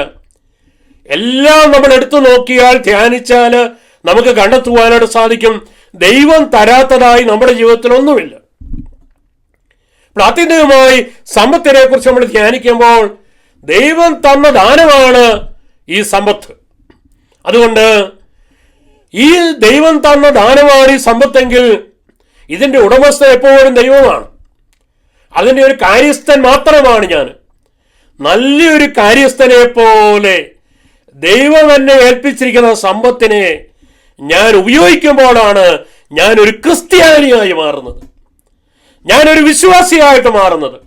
അപ്പോൾ ഞാൻ യഥാർത്ഥത്തിൽ ഒരു വിശ്വാസിയായി തീരുന്നത്, യഥാർത്ഥത്തിൽ ഒരു ക്രിസ്ത്യാനിയായി മാറുന്നത്, ദൈവം എന്നെ ഏൽപ്പിച്ചിരിക്കുന്ന ദൈവത്തിൻ്റെ ദാനമായ ഈ സമ്പത്തിനെ നല്ലൊരു കാര്യസ്ഥനെ പോലെ നിർവഹിക്കപ്പെടുമ്പോഴാണ് ഞാൻ നല്ലൊരു ക്രിസ്ത്യാനിയായി മാറുന്നത് എന്ന് ദൈവത്തിൻ്റെ ആത്മാവ് നമുക്ക് വെളിപ്പെടുത്തി തരുവാൻ ആഗ്രഹിക്കുക. പ്രിയമുള്ളവരെ, എട്ടാമതായി എങ്ങനെയാണ് സമ്പത്ത് നമുക്ക് ബന്ധനമായിട്ട് മാറുന്നത്? അർഹതപ്പെട്ടവർക്ക് കൂലി കൊടുക്കാതിരിക്കുമ്പോൾ, വേലക്കാർക്ക്, കൂലിക്കാർക്ക്, ജോലിക്കാർക്ക് കൊടുക്കേണ്ടത് കൊടുക്കാതിരിക്കുന്നത് ഒരു പാപമാണ് എന്ന് ദൈവത്തിൻ്റെ ആത്മാവ് നമുക്ക് വെളിപ്പെടുത്തി തരുവാൻ ആഗ്രഹിക്കുകയാണ്. അവരെ കൊണ്ട് ജോലി ചെയ്യിപ്പിച്ചിട്ട് അർഹതപ്പെട്ട കൂലി കൊടുക്കാതിരിക്കുക, അവരുടെ ആവശ്യം അറിഞ്ഞവരെ സഹായിക്കാതിരിക്കുക. പ്രിയമുള്ളവരെ, ചില കമ്പനികളിൽ, ചില മുതലാളി സ്ഥാപനങ്ങളിൽ ചിലപ്പോൾ 10, 30, 40 വർഷക്കാലം അവരുടെ ആയുസ് മുഴുവൻ ആ കമ്പനിയിൽ അവർ ജോലി ചെയ്യുന്നു, ആ സ്ഥാപനത്തിൽ അവർ ജോലി ചെയ്യുന്നു, ആ മുതലാളിയുടെ കീഴിൽ അവർ ജോലി ചെയ്യുന്നു. എന്നാൽ അവർ പിരിഞ്ഞു പോകാൻ നേരം തുച്ഛമായൊരു വേതനം കൊടുത്ത് അവരെ പിരിച്ചുവിടുന്ന അവസ്ഥ നമ്മുടെ ചുറ്റുപാട് നമുക്ക് കണ്ടെത്തുവാനായിട്ട് സാധിക്കും. ഒരായുസ് മുഴുവൻ എൻ്റെ കുടുംബത്തിന് വേണ്ടി അവർ അധ്വാനിച്ചതാണ്. ഒരായുസ് മുഴുവൻ എൻ്റെ കുടുംബത്തിന് വേണ്ടി അവരെല്ലാം മറന്ന് ജോലി ചെയ്തതാണ്. എന്നാൽ അവർ പിരിഞ്ഞു പോകാൻ നേരം അവരുടെ മക്കളുടെ ഒരു ആവശ്യം വന്നപ്പോൾ, അവരുടെ കുടുംബത്തിൻ്റെ ഒരു ആവശ്യം വന്നപ്പോൾ, ഒരു ചികിത്സയുടെ ആവശ്യം വന്നപ്പോൾ, ഒരു വിവാഹത്തിൻ്റെ ആവശ്യം വന്നപ്പോൾ, ഒരു വീട് പണിയുടെ ആവശ്യം വന്നപ്പോൾ അവരെ സഹായിക്കാതിരിക്കുന്നത് ഗൗരവമുള്ള പാപമാണ് എന്ന് ദൈവത്തിൻ്റെ ആത്മാവ് നമുക്ക് വെളിപ്പെടുത്തി തരുവാൻ ആഗ്രഹിക്കുകയാണ്. പ്രഭാഷകന്റെ പുസ്തകത്തിൽ അധ്യായം 4 വചനം 1, മകനെ, പാപപ്പെട്ടവന്റെ ഉപജീവനവും തടയരുത്, ആവശ്യക്കാരനെ കാത്തിരുത്തി വിഷമിപ്പിക്കരുത്, വിശക്കുന്നവനെ ദുഃഖിപ്പിക്കരുത്, ഇല്ലാത്തവനെ ശോഭിപ്പിക്കരുത്. നോക്കുക, വചനം വളരെ വ്യക്തമായി നമുക്ക് വെളിപ്പെടുത്തി തരികയാണ്. മകനെ, പാപപ്പെട്ടവന്റെ ഉപജീവനം തടയരുത്, ആവശ്യക്കാരനെ കാത്തിരുത്തി വിഷമിപ്പിക്കരുത്, വിശക്കുന്നവനെ ദുഃഖിപ്പിക്കരുത്, ഇല്ലാത്തവനെ ശോഭിപ്പിക്കരുത്. പ്രിയമുള്ളവരെ, യാക്കോബിന്റെ ലേഖനത്തിൽ അധ്യായം 5 വചനം 4 പ്രകാരം വെളിപ്പെടുത്തി തരികയാണ്. നിങ്ങളുടെ നിലങ്ങളിൽ നിന്ന് വിളവ് ശേഖരിച്ച് വേലക്കാർക്ക് കൊടുക്കാതെ പിടിച്ചു വെച്ച കൂലി ഇതാ നിലവിളിക്കുന്നു. കൊയ്ത്തുകാരുടെ നിലവിളി കർത്താവിന്റെ കർണപുടങ്ങളിൽ എത്തിയിരിക്കുന്നു. പ്രിയമുള്ളവരെ, വേലക്കാരെ 10, 20, 30 വർഷക്കാലമിട്ട് അധ്വാനിച്ചിട്ട് ജോലി ചെയ്യിപ്പിച്ചിട്ട് അവർക്ക് അർഹതപ്പെട്ടത് കൊടുക്കാതിരിക്കുമ്പോൾ വചനം പറയാണ്, നിങ്ങളുടെ നിലങ്ങളിൽ നിന്ന് വിളവ് ശേഖരിച്ച് വേലക്കാർക്ക് കൊടുക്കാതെ പിടിച്ചു വെച്ച കൂലി നിലവിളിക്കും. കൊയ്ത്തുകാരുടെ നിലവിളി, ആ ജോലിക്കാരന്റെ, ആ തൊഴിലാളിയുടെ ആ നിലവിളി കർത്താവിന്റെ കർണപുടങ്ങളിൽ എത്തിയിരിക്കുന്നുവെന്ന് ദൈവത്തിന്റെ പരിശുദ്ധാത്മാവ് നമുക്ക് വെളിപ്പെടുത്തി തരുവാൻ ആഗ്രഹിക്കുക. Hallelujah, hallelujah, praise the Lord, hallelujah. പ്രിയമുള്ളവരെ, 9ാമതായി പണത്തിന്റെ പേരിൽ എങ്ങനെയാണ് നാം പൈശാചിക ബന്ധനത്തിലേക്ക് കടന്നു പോകുന്നത്? 9ാമതായി ദൈവത്തിന്റെ ആത്മാവ് നമുക്ക് വെളിപ്പെടുത്തി തരികയാണ്. പണത്തിന്റെ അടിമയാകുന്ന മനുഷ്യൻ അതുവഴി നിരവധിയായ ധാർമ്മിക തകർച്ചയ്ക്ക് അവൻ അടിമയായിട്ട് തീർന്നു. അനേകം ദുശീലങ്ങൾക്ക് അവൻ അടിമയായിത്തീരുന്നു. അനേകം ദുശീലങ്ങൾക്ക് അവൻ അടിമയായിത്തീരുന്നതിന്റെ പിന്നിൽ സമ്പത്താണ്, പണമാണ് എന്ന് വചനം പറയുകയാണ്. മദ്യപാനത്തിന്റെ പിന്നിൽ സമ്പത്ത് നിൽക്കുന്നു, ചൂതുകളിയുടെ പിന്നിൽ സമ്പത്ത് നിൽക്കുന്നു, ചീട്ടുകളിയുടെ പിന്നിൽ സമ്പത്ത് നിൽക്കുന്നു, മയക്കുമരുന്നിന്റെ പിന്നിൽ സമ്പത്ത് നിൽക്കുന്നു. പ്രിയമുള്ളവരെ, അങ്ങനെ നിരവധിയായ പാപത്തിന്റെ പിന്നിൽ നിൽക്കുന്നത് സമ്പത്താണ് എന്ന് ദൈവത്തിന്റെ ആത്മാവ് നമുക്ക് വെളിപ്പെടുത്തി തരുവാൻ ആഗ്രഹിക്കുകയാണ്. അനേകം ലൈംഗികമായ പാപങ്ങളുടെ പോലും പിന്നിൽ നിൽക്കുന്നത് പാപമാണ് എന്ന്, പണമാണ് എന്ന് ദൈവത്തിന്റെ ആത്മാവ് നമുക്ക് വെളിപ്പെടുത്തി തരുവാൻ ആഗ്രഹിക്കുകയാണ്.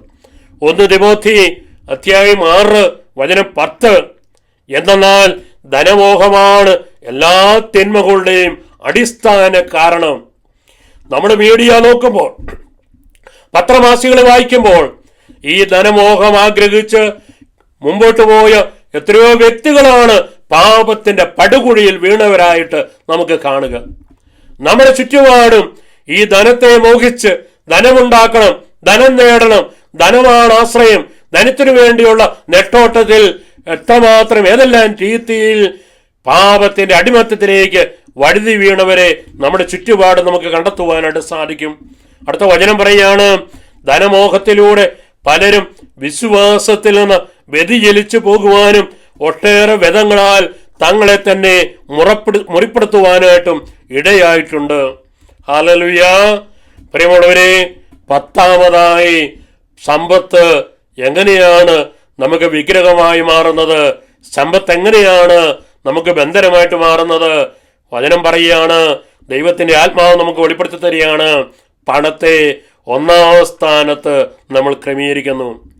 പണത്തിൽ മാത്രം ആശ്രയിക്കുന്ന മനുഷ്യൻ, കാരണം പണമാണ് എന്നെ സംരക്ഷിക്കുന്നത് എന്നുള്ള ചിന്തിക്കുന്ന മനുഷ്യൻ.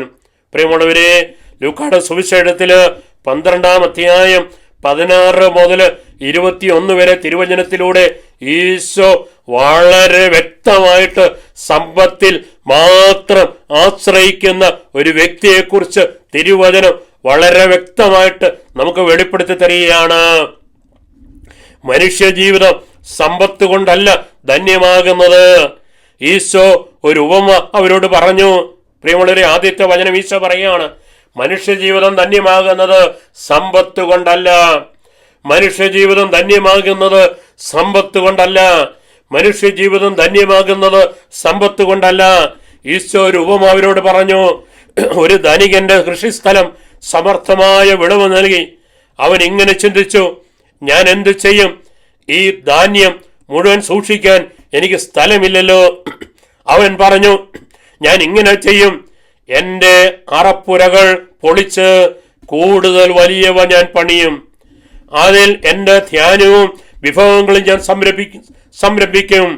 അനന്തരം ഞാൻ എൻ്റെ ആത്മാവിനോട് പറയും, ആത്മാവേ, അനേകം വർഷങ്ങൾക്ക് വേണ്ട വിഭവങ്ങൾ നിനക്കായി സംരംഭിക്കപ്പെട്ടിരിക്കുന്നു. വിശ്രമിക്കുക, തിന്നുകുടിച്ച് ആനന്ദിക്കുക. എനിക്ക് മതിയാവോളമുണ്ട്. ഇഷ്ടംപോലെ സമ്പത്ത് ഞാൻ നേടി, ഇഷ്ടംപോലെ ബാങ്ക് ബാലൻസ് ഞാൻ നേടി, ഇഷ്ടംപോലെ എസ്റ്റേറ്റ് ഉണ്ട്, ഇഷ്ടംപോലെ സൗകര്യങ്ങളുണ്ട്. അതുകൊണ്ട് എൻ്റെ ആത്മാവിനോട് ഞാൻ പറയും, നീ തിന്നു കുടിച്ച് ആനന്ദിക്കുക. ഇതാ അടുത്ത വചനം കർത്താവ് പറയാണ്. എന്നാൽ ദൈവം അവനോട് പറയും, പോഷ, ഈ രാത്രിയിൽ നിന്റെ ആത്മാവിനെ നിന്നിൽ നിന്ന് ആവശ്യപ്പെട്ടാൽ അപ്പോൾ നീ ഒരുക്കി വെച്ചിരിക്കുന്നത് ആരുടേതാകും? നീ നേടിയിരിക്കുന്ന സമ്പത്ത്, 100 കണക്കിന് ഏക്കറുകള്, 1000 കണക്കിന് ഏക്കറുകള്, പ്രിയമുള്ളവരെ, ഈ കോടിക്കണക്കിന് ബാങ്കിൽ നിക്ഷേപിച്ചിരിക്കുന്ന പണം, ഇതെല്ലാം ആരുടേതായിട്ട് മാറും? നിന്റെ ആത്മാവിനെ ദൈവം തിരിച്ചു വിളിക്കുന്ന സമയത്ത് ഈ സമ്പത്ത് നിനക്ക് കൊണ്ടുപോകാനായിട്ട് സാധിക്കില്ലല്ലോ. പ്രിയമുള്ളവരെ, ജീവിച്ചിരിക്കുമ്പോൾ ഒരു നല്ല കാര്യസ്ഥനെ പോലെ ദൈവം ഏൽപ്പിച്ചിരിക്കുന്ന സമ്പത്ത് മറ്റുള്ളവർക്ക് വേണ്ടി പങ്കുവയ്ക്കുന്ന ഒരു വ്യക്തിയായി തീരുവാൻ ദൈവത്തിന്റെ ആത്മാവ് നമ്മോട് ആവശ്യപ്പെടുകയാണ്. അടുത്ത വചനം നമുക്ക് പറയുകയാണ്, ഇതുപോലെ തന്നെയാണ് ദൈവസന്നിധിയിൽ സമ്പന്നനാകാതെ തനിക്ക് വേണ്ടി സമ്പത്ത് ശേഖരിക്കുന്ന ഓരോ വ്യക്തിയും എന്ന് പറയുന്നത്. അപ്പൊ ദൈവസന്നിധിയിൽ നമ്മൾ സമ്പന്നനായിത്തീരണം. എങ്ങനെയാണ് ദൈവസന്നിധിയിൽ നമ്മൾ സമ്പന്നനായിത്തീരുക? നാം ദൈവസന്നിധിയിൽ സമ്പന്നനായിത്തീരുന്നത് ദൈവം തന്ന സമ്പത്തിനെ ദൈവത്തിന്റെ കാര്യസ്ഥനെ എന്ന പോലെ നല്ലതുപോലെ നമ്മളത് വിനിയോഗിക്കുമ്പോഴാണ് ദൈവസന്നിധിയിൽ ഞാനും നിങ്ങളും സമ്പന്നരായിത്തീരുന്നത് എന്ന് പരിശുദ്ധാത്മാവ് നമുക്ക് വെളിപ്പെടുത്തി തരുവാൻ ആഗ്രഹിക്കുക. 1 യോഹന്നാൻ അധ്യായം 2 വചനം 17 ഇപ്രകാരം വെളിപ്പെടുത്തി തരികയാണ്: ലോകവും അതിന്റെ മോഹങ്ങളും കടന്നു പോകും, എന്നാൽ നന്മ ചെയ്യുന്നവൻ ദൈവഗതം പ്രവർത്തിക്കുന്നവനാകട്ടെ എന്നെന്നും നിലനിൽക്കും. പ്രിയമുള്ളവരെ, ഈ ലോകത്തിലെ സർവ്വസുഖങ്ങളും സർവ്വ നേട്ടങ്ങളും എല്ലാ സമ്പാദ്യങ്ങളും ഞാൻ ഉണ്ടാക്കിയ സർവ്വകാര്യങ്ങളും ഇന്നല്ലെങ്കിൽ നാളെ എന്നെ സംബന്ധിച്ചിടത്തോളം, നിങ്ങളെ സംബന്ധിച്ചിടത്തോളം ഈ ലോകത്തിൽ നിന്ന് നഷ്ടപ്പെട്ടു പോകും. എന്നാൽ നന്മ ചെയ്യുന്നവൻ കടന്നു പോകും. എന്നാൽ നന്മ ചെയ്യുന്നവൻ എന്നേക്കും ഇഹലോകത്തിലും അവൻ സമ്പന്നനായിരിക്കും ദൈവസന്നിധിയിൽ, മരണശേഷവും അവൻ ദൈവസന്നിധിയിൽ സമ്പന്നനായിരിക്കുമെന്ന് ദൈവത്തിന്റെ പരിശുദ്ധാത്മാവ് നമുക്ക് വെളിപ്പെടുത്തി തരുവാൻ ആഗ്രഹിക്കുകയാണ്. കാരണം 1 കൊരിന്ത്യർ അധ്യായം വചനം 4 വചനം 7 ഇപ്രകാരം വെളിപ്പെടുത്തി തരും: മനുഷ്യ, നിനക്കെന്തു പ്രത്യേക ആകാത്മ്യമാണുള്ളത്? എല്ലാം ദാനമായിരിക്കെ ദാനമല്ല എന്ന മട്ടിൽ നീ അഹങ്കരിക്കുന്നു. പ്രിയമുള്ളവരെ, പരിശുദ്ധാത്മാവ് ഈ തിരുവചനത്തിലൂടെ നമ്മളോട് സംസാരിക്കുകയാണ്. നിനക്കെന്ത് പ്രത്യേക മാഹാത്മ്യമാണുള്ളത്? നിനക്കൊരു മാഹാത്മ്യവുമില്ല. പണത്തിന്റെ പേരിൽ, എസ്റ്റേറ്റിന്റെ പേരിൽ, വാഹനത്തിന്റെ പേരിൽ, ബാങ്ക് ബാലൻസിന്റെ പേരിൽ നിനക്ക് അംഗീകരിക്കാനൊട്ടൊന്നുമില്ല. എല്ലാം ദൈവത്തിന്റെ ദാനമാണ്. ദാനമല്ല എന്ന മട്ടിൽ നീ എന്തിന് അഹങ്കരിക്കുന്നുവെന്ന് ഈ തിരുവചനത്തിലൂടെ 1 കൊരിന്ത്യർ അധ്യായം 4 വചനം 7 പരിശുദ്ധാത്മാവ് നമ്മളോട് ചോദിക്കുകയാണ്. പ്രിയമുള്ളവരെ, 1 തിമോത്തി അധ്യായം 6 വചനം 17, 18, 19 തിരുവചനങ്ങൾ ഇപ്രകാരം വെളിപ്പെടുത്തി തരികയാണ്: ഈ ലോകത്തിലെ ധനവാന്മാരോട് ഔന്നത്യം ഉപേക്ഷിക്കുവാനും നമ്മുടെ പ്രതീക്ഷകൾ അനിശ്ചിതമായ സമ്പത്തിൽ വകവയ്ക്കാതെ അവയെല്ലാം നമുക്ക് അനുഭവിക്കാൻ വേണ്ടി ധാരാളമായി നൽകിയിട്ടുള്ള ദൈവത്തിൽ അർപ്പിക്കുവാനും നീ ഉത്ബോധിപ്പിക്കുക. എന്താണ് സമ്പത്തുള്ള ഒരു വ്യക്തി, പണത്തിൽ ആശ്രയിക്കുന്ന ഒരു വ്യക്തി ചെയ്യേണ്ടത് എന്ന് പരിശുദ്ധാത്മാവ് വെളിപ്പെടുത്തുകയാണ്. ഈ ലോകത്തിലെ ധനവാന്മാരോട് ഔന്നത്യം ഉപേക്ഷിക്കണം. അവർ എളിമയിലേക്ക് ഇറങ്ങി വരണം. എന്റെ സമ്പത്ത് ദൈവം തന്ന ദാനമാണ്. ഈ സമ്പത്തിന്റെ ഉടമസ്ഥൻ ഞാനല്ല. ഈ സമ്പത്തിന്റെ കാര്യസ്ഥൻ മാത്രമാണ് ഞാന്. അതുകൊണ്ട് അവര് ഔന്നത്യം ഉപേക്ഷിക്കുവാനും നമ്മുടെ പ്രതീക്ഷകൾ അനിശ്ചിതമായ സമ്പത്തിൽ വകവയ്ക്കാതെ അവയെല്ലാം നമുക്ക് അനുഭവിക്കാൻ വേണ്ടി ധാരാളമായി നൽകിയിട്ടുള്ള ദൈവത്തിൽ അർപ്പിക്കുവാനും നീ ഉത്ബോധിപ്പിക്കുക. 19 തിരുവചനം പറയുകയാണ്: അവരെന്ത് ചെയ്യണം? അവര് നന്മ ചെയ്യണം. അവർ സൽപ്രവർത്തികളിൽ സമ്പന്നരും വിശാല മനസ്കരും ഉദാരമതികളുമായിരിക്കുകയും വേണം. അങ്ങനെ യഥാർത്ഥ ജീവൻ അവകാശമാക്കുന്നതിന് അവർ തങ്ങളുടെ ഭാവിക്ക് ഭദ്രമായ അടിത്തറ പണിയട്ടെ. പ്രിയമുള്ളവരെ, നമ്മുടെ ഭാവിക്ക് ഭദ്രമായ അടിത്തറ എങ്ങനെയാണ് പണിയുവാനായിട്ട് നമുക്ക് സാധിക്കുക? ദൈവം തന്നിരിക്കുന്ന, ദാനമായി തന്നിരിക്കുന്ന ആ സമ്പത്തിനെ ഉടമസ്ഥൻ ദൈവമാണെന്ന് മനസ്സിലാക്കി നല്ലൊരു കാര്യസ്ഥനെ പോലെ നന്മ ചെയ്ത് സൽപ്രവൃത്തികളിൽ സമ്പന്നരായി വിശാല മനസ്കരായി ഉദാരമതികളായിട്ട് നമ്മൾ തീരുമ്പോൾ നാം യഥാർത്ഥമായ ജീവൻ അവകാശമാക്കുകയും നമ്മളുടെ ഭാവിക്ക്, വരാനിരിക്കുന്ന ഭാവിക്ക് നമുക്ക് അടിത്തറ പാകുകയും ചെയ്യുന്നവരായി, പണിയുന്നവരായി മാറുന്നുവെന്ന് ദൈവത്തിന്റെ വചനം നമുക്ക് വെളിപ്പെടുത്തി തരുവാൻ ആഗ്രഹിക്കുകയാണ്. പ്രിയമുള്ളവരെ, നമുക്കുള്ള പണം ഇതെത്രയാണേലും നമ്മുടെ ആവശ്യം കഴിഞ്ഞ് അത് മറ്റുള്ളവർക്ക് കൂടി പങ്കുവെക്കുവാനുള്ളതാണ് എന്ന്, ഷെയർ ചെയ്യുവാനുള്ളതാണ് എന്ന് ദൈവത്തിന്റെ ആത്മാവ് നമുക്ക് വെളിപ്പെടുത്തി തരുവാൻ ആഗ്രഹിക്കുകയാണ്. തോബീതിന്റെ പുസ്തകത്തില് 4-ാം അധ്യായം 7 മുതൽ 11 വരെയുള്ള തിരുവചനങ്ങൾ: ദാനധർമ്മം ചെയ്യുന്നതിൽ മടി കാണിക്കരുത്, പാപപ്പെട്ടവരിൽ നിന്ന് മുഖം തിരിച്ചു കളയരുത്, അപ്പോൾ ദൈവം നിന്നിൽ നിന്ന് മുഖം തിരിക്കുകയില്ല. സമ്പത്തേറുമ്പോൾ അതനുസരിച്ച് ദാനം ചെയ്യുക, കുറച്ചു കൊള്ളുമെങ്കിൽ അതനുസരിച്ച് ദാനം ചെയ്യുവേൻ. നീ ദാനം ചെയ്യുമ്പോൾ നിന്റെ കണ്ണിൽ വ്യസനമുണ്ടാവരുത്. എത്രയോ വിലപ്പെട്ട സന്ദേശമാണ് ഈ തിരുവചനത്തിലൂടെ ദൈവത്തിന്റെ ആത്മാവ് നമുക്ക് വെളിപ്പെടുത്തി തരിക. ഒരിക്കൽ കൂടി നമുക്ക് വായിച്ച് ധ്യാനിക്കാം. ദാനധർമ്മം ചെയ്യുന്നതിൽ മടി കാണിക്കരുത്. പാവപ്പെട്ടവനിൽ നിന്ന് ഒരിക്കലും ഒരു വ്യക്തിയും മുഖം തിരിച്ചു കളയരുത്. അപ്പോൾ ദൈവം നിന്നിൽ നിന്ന് മുഖം തിരിക്കുകയില്ല. ഞാനൊരു പാവപ്പെട്ടവനിൽ നിന്ന്, അർഹതപ്പെട്ടവനിൽ നിന്ന് മുഖം തിരിക്കുമ്പോൾ ദൈവം നമ്മിൽ നിന്ന് മുഖം തിരിക്കും. എന്നാൽ അവനിൽ നിന്ന് ഞാൻ മുഖം തിരിക്കാതെ അവൻ അർഹതപ്പെട്ടത് കൊടുത്ത് അവന് നന്മ ചെയ്യുമ്പോൾ ദൈവം നമ്മളിൽ നിന്ന് മുഖം തിരിക്കുകയില്ല എന്ന് വചനം വെളിപ്പെടുത്തി തരികയാണ്. സമ്പത്തേറുമ്പോൾ പണം കൂടി വരുമ്പോൾ, സമ്പത്ത് കൂടി വരുമ്പോൾ, ബാങ്ക് ബാലൻസ് കൂടി വരുമ്പോൾ വചനം പറയാണ്, അതനുസരിച്ച് നീ ദാനം ചെയ്യണം. കാരണം ഈ സമ്പത്തേറുവാൻ അനുവദിച്ചത് ദൈവമാണ്. ഈ സമ്പത്തിന്റെ ഉടമസ്ഥൻ ദൈവമാണ്. നീ ഒരു കാര്യസ്ഥൻ മാത്രമാണ്. എപ്പോഴും നമ്മുടെ ഓർമ്മയിൽ ഇതുണ്ടായിരിക്കണം. സമ്പത്തിന്റെ ഉടമസ്ഥൻ ദൈവമാണ്, ഞാനൊരു കാര്യസ്ഥൻ മാത്രമാണ്. സമ്പത്ത് കൂടുന്നതിനനുസരിച്ച് ഞാൻ ദാനം ചെയ്യുക. പ്രിയമുള്ളവരെ, കുറച്ചേ ഉള്ളുവെങ്കിൽ അതനുസരിച്ച് ദാനം ചെയ്യുവിൻ. നീ ദാനം ചെയ്യുമ്പോൾ, നീ നിന്റെ സഹോദരനെ സഹായിക്കുമ്പോൾ, പാവപ്പെട്ടവനെ സഹായിക്കുമ്പോൾ, ഇല്ലാത്തവന് കൊടുക്കുമ്പോൾ നിന്റെ കണ്ണിൽ ഒരിക്കലും വ്യസനമുണ്ടാകരുത്. ഒരിക്കലും നിന്റെ കണ്ണിൽ വ്യസനമുണ്ടായിരിക്കരുത് എന്ന് വചനം പറയുകയാണ്. എന്ന് പറഞ്ഞാൽ നീ കൊടുക്കുന്നത് സന്തോഷത്തോടെ ആയിരിക്കണം. കർത്താവ് തന്നു, ദാനമായി കിട്ടി, ദാനമായി കൊടുത്തു. അങ്ങനെ സന്തോഷത്തോടെ ദൈവീയ മനോഭാവത്തോടെ കൊടുക്കുമ്പോൾ സ്വർഗത്തിൽ അത് റിവാർഡായിട്ട് മാറുന്നു, പ്രതിഫലമായിട്ട് മാറുന്നുവെന്ന് ദൈവത്തിന്റെ ആത്മാവ് നമുക്ക് വെളിപ്പെടുത്തി തരുവാൻ ആഗ്രഹിക്കുകയാണ്. പ്രഭാഷകന്റെ പുസ്തകം 4-ാം അധ്യായം 3 മുതൽ 4 വരെ തിരുവചനങ്ങൾ. യാചകന് ദാനം താമസിപ്പിക്കരുത്. കഷ്ടത അനുഭവിക്കുന്ന ശരണാർത്ഥിയെ നിരാകരിക്കുകയോ ദരിദ്രനിൽ നിന്ന് മുഖം തിരിക്കുകയോ ചെയ്യരുത്. അപ്പോൾ ഒരു വാണിജ്യ കർത്താവ് പറയുകയാണ്, യാചകനെ താമസിപ്പിക്കരുത്, യാചകന്റെ ദാനം താമസിപ്പിക്കരുത്.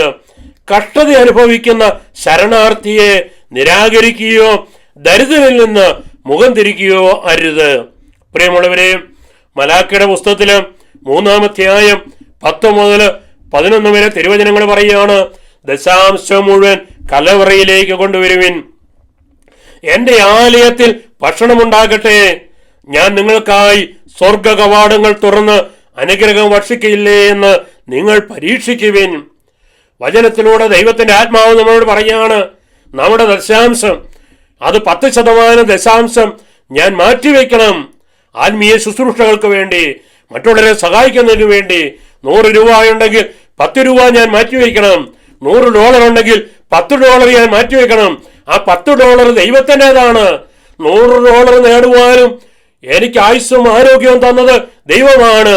അതിന്റെ ഉടമസ്ഥൻ ദൈവമാണ്. എന്നാൽ ദൈവം പറയാണ്, നീ ആ 90 എടുക്ക്, ആ 10% നീ കാണപ്പെടുന്ന, അറിയപ്പെടുന്ന, സഹായിക്കാൻ അർഹതയുള്ളവരെ നീ സഹായിക്കുക. ദേവാലയ ശുശ്രൂഷകളില്, ആത്മീയ ശുശ്രൂഷകളില് പാവപ്പെട്ടവരെ ആത്മീയ കാര്യങ്ങൾക്ക് വേണ്ടി ആ പണം ചെലവഴിക്കുവാൻ ദൈവത്തിന്റെ പരിശുദ്ധാത്മാവ് നമ്മോട് ആവശ്യപ്പെടുകയാണ്. പ്രിയമുള്ളവരെ, പ്രഭാഷകന്റെ പുസ്തകത്തില് 29-ാം അധ്യായം 12-ാം തിരുവചനം, ദാനധർമ്മമായിരിക്കട്ടെ നിന്റെ നിക്ഷേപം, അതെല്ലാ തിന്മകളിൽ നിന്നും നിന്നെ രക്ഷിക്കും. നോക്കുക, ഒരു വ്യക്തിയെ എല്ലാ തിന്മകളിൽ നിന്നും പാപങ്ങളിൽ നിന്നും രക്ഷിക്കുന്ന വളരെ അനുഗ്രഹിക്കപ്പെട്ട ഒരു പുണ്യമാണ് ദാനധർമ്മം എന്ന് ദൈവത്തിന്റെ പരിശുദ്ധാത്മാവ് നമുക്ക് വെളിപ്പെടുത്തി തരുവാൻ ആഗ്രഹിക്കുകയാണ്. ലൂക്കായുടെ സുവിശേഷത്തില് 6-ാം അധ്യായം 37 മുതൽ 38 വരെ തിരുവചനത്തിൽ ഈശോ നേരിട്ട് പറയുകയാണ്, കൊടുക്കുവിൻ നിങ്ങൾക്ക് കിട്ടും. നീ പാവപ്പെട്ടവനെ സഹായിച്ചാൽ, നീ ആവശ്യക്കാരനെ സഹായിച്ചാൽ, ഒരു ആത്മീയ കാര്യങ്ങൾക്ക് വേണ്ടി നിന്റെ ദശാംശം മാറ്റിവെച്ചാൽ കൊടുക്കുവിൻ നിങ്ങൾക്ക് കിട്ടും. കുലുക്കിക്കൊള്ളിച്ച് നിറഞ്ഞു കവിയുന്ന നല്ല അളവിൽ നിങ്ങളുടെ മടിയിലേക്ക് അവർ അളന്നിടും. അളന്നു കൊടുക്കുന്ന അതേ അളവിൽ തന്നെ നിങ്ങൾക്ക് അളന്നു കിട്ടും. പ്രിയമുള്ളവരെ, നാം മറ്റുള്ളവർക്ക് വേണ്ടി അവരെ സഹായിക്കുമ്പോൾ അത് ദൈവത്തിന്റെ മുമ്പിൽ വലിയ പ്രതിഫലമായിട്ട് മാറുന്നു. അത് ഇരട്ടി അനുഗ്രഹമായിട്ടത് മാറുന്നുവെന്ന് ഈ തിരുവചനത്തിലൂടെ ദൈവത്തിന്റെ ആത്മാവ് നമുക്ക് വെളിപ്പെടുത്തി തരുവാൻ ആഗ്രഹിക്കുകയാണ്. പ്രഭാഷകന്റെ പുസ്തകത്തിന് 3-ാം അധ്യായം 30-ാം തിരുവചന പ്രകാരം വെളിപ്പെടുത്തി തരികയാണ്, ജലം ജ്വലിക്കുന്ന അഗ്നിയെ കെടുത്തുന്നത് പോലെ ദാനധർമ്മം പാപത്തിന് പരിഹാരമാണ്. നാളിതുവരെ നാം അറിഞ്ഞോ അറിയാതെയോ ചെയ്ത പാപം, ആ പാപം അനുതാപത്തോടെ ദൈവസന്നിധിയിൽ നമ്മൾ കുമ്പസാരം വന്ന് ഉദാസിയിലൂടെ ഏറ്റുപറയുമ്പോൾ ആ പാപത്തിൽ നമുക്ക് മോചനം കിട്ടുന്നു. പക്ഷേ പാപത്തിന്റെ കടങ്ങൾ അവിടെ അവശേഷിക്കുന്നു. എന്നാൽ ഈ ഭൂമിയിലായിരിക്കുമ്പോൾ ഈ പാപത്തിന്റെ കടങ്ങളെ നമുക്ക് പരിഹരിക്കാനായിട്ട് പറ്റും. അതെങ്ങനെയാണ് എന്ന് വചനം പറയാണ്. ജലം ജ്വലിക്കുന്ന അഗ്നിയെ കെടുത്തുന്ന പോലെ, ഇതാ കത്തി ഉയരുന്ന അഗ്നിജ്വാലകളെ ജലം തളിച്ച് കെടുത്തുന്നത് പോലെ ദാനധർമ്മം പാപത്തിന് പരിഹാരമാണ് എന്ന് ഈ തിരുവചനത്തിലൂടെ ദൈവത്തിന്റെ ആത്മാവ് നമുക്ക് വെളിപ്പെടുത്തി തരുവാൻ ആഗ്രഹിക്കുകയാണ്. പ്രിയമുള്ളവരെ, സുഭാഷിതം 11-ാം അധ്യായം 25-ാം തിരുവചനം പറഞ്ഞുകൊണ്ട് ഞാൻ ഈ ശുശ്രൂഷ അവസാനിപ്പിക്കുകയാണ്. ഉദാരമായി ദാനം ചെയ്യുന്നവൻ സമ്പന്നനാകും. ഉദാരമായി ദാനം ചെയ്യുന്നവൻ സമ്പന്നനാകും. ദൈവസന്നിധിയിലുള്ള സമ്പന്നത, പ്രിയമുള്ളവരെ, ഈ ലോകത്തിലും വരാനിരിക്കുന്നതിനുള്ള സമ്പന്നത, പ്രിയമുള്ളവരെ, ഉദാരമായി നമ്മൾ ദാനം ചെയ്യുമ്പോഴാണ് എന്ന് ദൈവത്തിൻ്റെ ആത്മാവ് നമുക്ക് വെളിപ്പെടുത്തി തരുവാൻ ആഗ്രഹിക്കുകയാണ്. നമുക്ക് ആത്മാർത്ഥമായി ദൈവസ്ഥാനത്തിൽ നമുക്ക് ധ്യാനിക്കാം. പണത്തെ കേന്ദ്രീകരിച്ചുള്ളൊരു ഓട്ടം, പണത്തിന് ആശ്രയിച്ചുള്ളൊരു ജീവിതം, പണത്തിന് ഹൃദയത്തിൽ 1-ാം സ്ഥാനം കൊടുത്തുകൊണ്ട് പണമാണ് എന്നെ സംരക്ഷിക്കുന്നുള്ള ബോധ്യത്തോടെയുള്ള ജീവിതം, വിവിധ അഴിമതികളിലൂടെ, കൈക്കൂലിയിലൂടെ, അന്യായമായ മാർഗത്തിലൂടെ, പലിശയിലൂടെ ഒക്കെ ഞാൻ നേടിയ സമ്പത്ത്, അന്യായമായ മാർഗത്തിലൂടെ ഉണ്ടാക്കിയ സമ്പത്ത്, പ്രിയമുള്ളവരെ, അവയെല്ലാം കർത്താവിൻ്റെ തിരുമുമ്പിലേക്ക് നമുക്ക് ഉയർത്തണം. എന്താണ് ലൂക്കായുടെ സുവിശേഷത്തിൽ 19-ാം അധ്യായം 8 മുതൽ 9 വരെ തിരുവചനത്തിൽ സക്കേവൂസ് എന്ന് പറഞ്ഞൊരു മനുഷ്യൻ, അന്യായമായ മാർഗത്തിലൂടെ സമ്പത്ത് ശേഖരിച്ച ഒരു മനുഷ്യൻ, ഇതാ അവനൊരിക്കൽ യേശുവുമായിട്ട് കണ്ടുമുട്ടി. യേശു സക്കേവൂസിന്റെ വീട്ടിലേക്ക് ചെല്ലുകയാണ്. ആ സക്കേവൂസിന്റെ വീട്ടിലേക്ക് വന്ന യേശുവിന്റെ സാന്നിധ്യം, യേശുവിന്റെ ദൈവീയ സാന്നിധ്യം, പരിശുദ്ധാത്മാവ് അവന്റെ പാപങ്ങളെ അവന് വെളിപ്പെടുത്തി കൊടുത്തു. അവന്റെ പാപം എന്തായിരുന്നു? അന്യായമായ മാർഗത്തിലൂടെ നേടിയെടുത്ത സമ്പാദിച്ച പണത്തിന്റെ മേഖലയായിരുന്നു.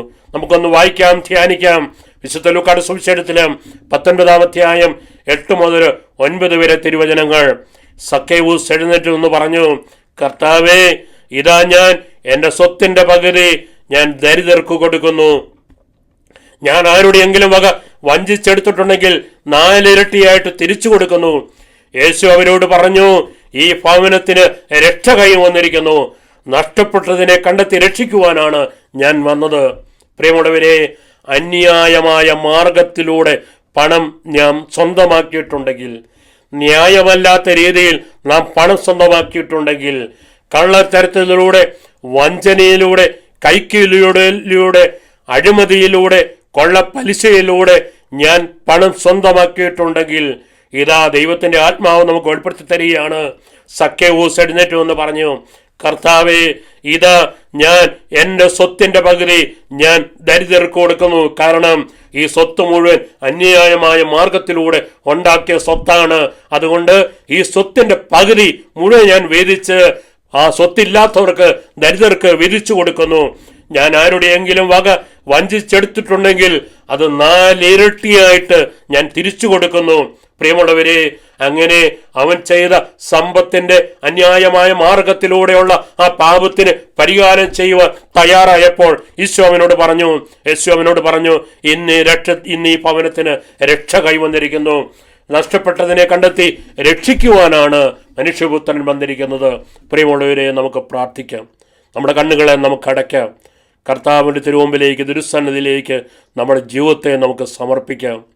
ഈ കഴിഞ്ഞ നിമിഷങ്ങളിലൂടെ ദൈവത്തിൻ്റെ പരിശുദ്ധാത്മാവ് ഇതാ വചനത്തിൻ്റെ ആഴങ്ങളിലേക്ക് നമ്മെ നയിച്ച് സമ്പത്തുമായിട്ട് ബന്ധപ്പെട്ട് നിൽക്കുന്ന പാപത്തിൻ്റെ മേഖലകളെ നമുക്ക് വെളിപ്പെടുത്തി തരികയായിരുന്നു.